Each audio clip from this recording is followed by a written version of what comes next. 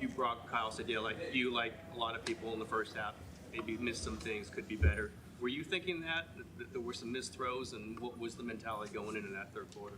Yeah, definitely thought had some missed opportunities, obviously for big plays, but just completions in general in that first half, especially on third downs. And so, for me, I was just being real with myself and knew that I had to be better, especially for our team, man.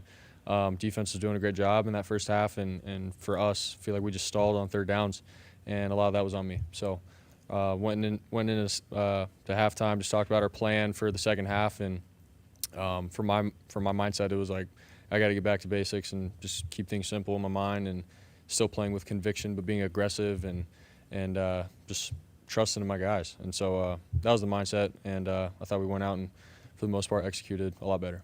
Being simple, fighting George Kittle. Yes.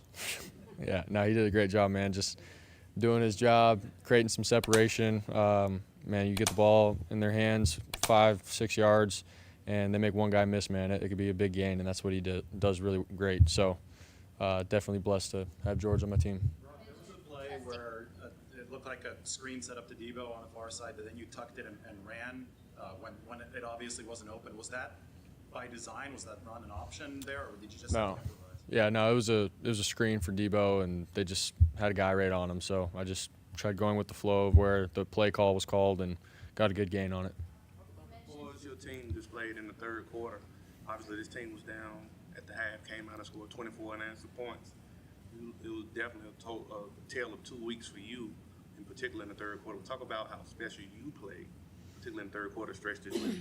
Yeah, man. I mean, it's 4 quarters for a reason in the sport. It's the NFL. You can come out hot and stall, or vice versa, and it takes everybody, man. Offense, defense, special teams. So I saw the rest of our team was clicking, man. It's like, all right, I have to do my job. And so third quarter came out and just, like I said, kept it simple, but also played aggressive, and just try to do what coach called and hit guys when they were open, and keep it simple, move the ball, not try to hurt ourselves.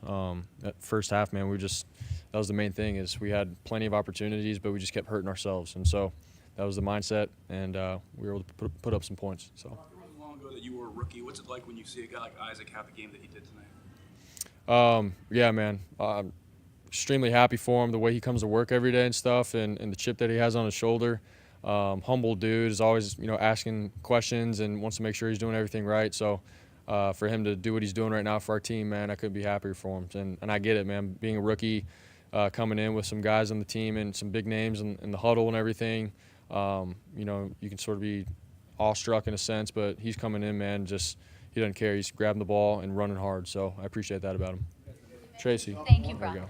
You mentioned trusting your guys, and you had George and Debo. You had a lot of new faces on the field today. Kind of how has that chemistry built over the last week or so that you can feel like you can trust them? Yeah, I mean, obviously we've gotten a lot of work on the field at practice, and just honing into who we got playing. And so this week was great for all of us, especially the young guys, Ricky, Jacob, Chris Conley, and then obviously George and Debo being able to step up and lead those guys, man. We have some new faces in the huddle, but with those guys and their leadership and experience, man, we could always rely on them. And so,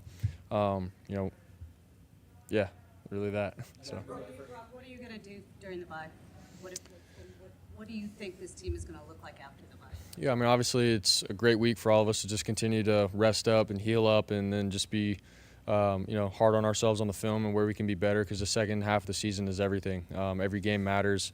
And it's the most important stretch. That obviously, you go back to the history of this place, like this is when it matters, and you put your head down, you don't look up to the end. So it'll be good for everyone to get healthy and be ready come Tampa Bay, and I think that's the main focus and point. So. You guys are looking for answers against man-to-man coverage. Are you finding that you're unaccounted for as a runner in those situations? In some scenarios, I mean, there's teams that have a spy on me and stuff. I feel like Kansas City did that. Honestly, the Cowboys did it as well. So, like, there's ways that they can scheme that up, but then I think it takes away, another pass rusher, so that I have a little bit more time. So there's pros and cons to all of it.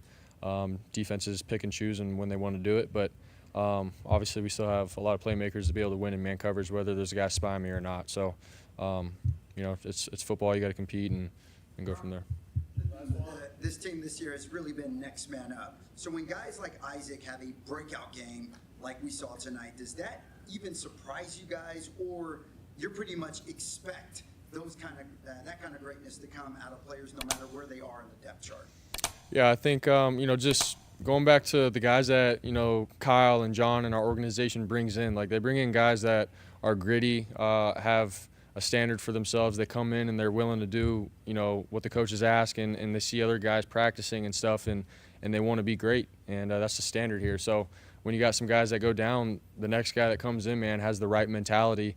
Jordan Mason, Isaac, and all these young guys, Ricky Pearsall, like you got guys that come in with the right mindset of continuing to chase greatness within our standard of, our team. And so it doesn't surprise me at all, and we see how he works every day, and I'm really happy for him. All right, thanks, guys. Thanks.